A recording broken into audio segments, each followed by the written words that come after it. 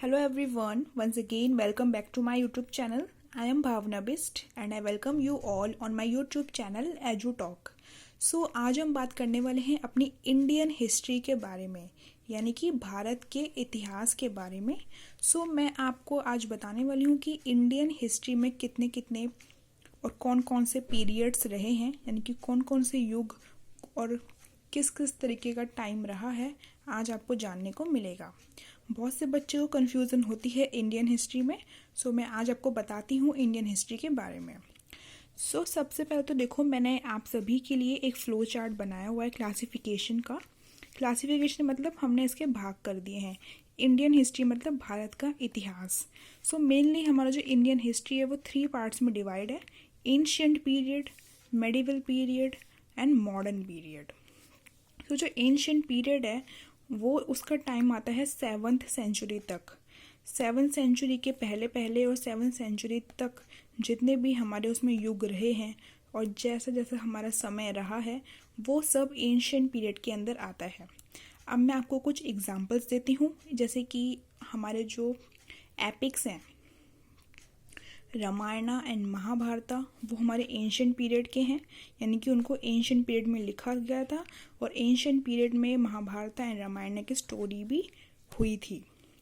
And जो आपका Mauryan empire है वो भी 7th सेंचुरी का ही है, 7th सेंचुरी से पहले का, यानी कि एंशिएंट पीरियड में आता है वो भी।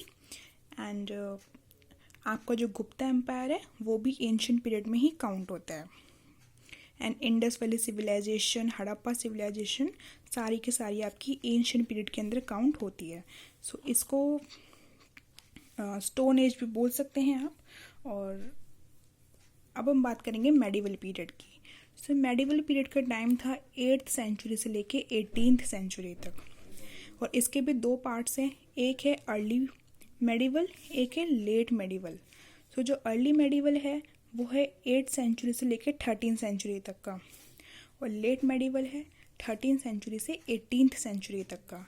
अब मेडिवल पीरियड का जो टाइम है वो टाइम में हमारे किंग्स का, हमारे किंगडम्स का, जो कि थे राजपूत्स, सुल्तान्स, मुगल्स, ये सारे के सारे आपके मेडिवल पीरियड के अंदर काउंट होते हैं।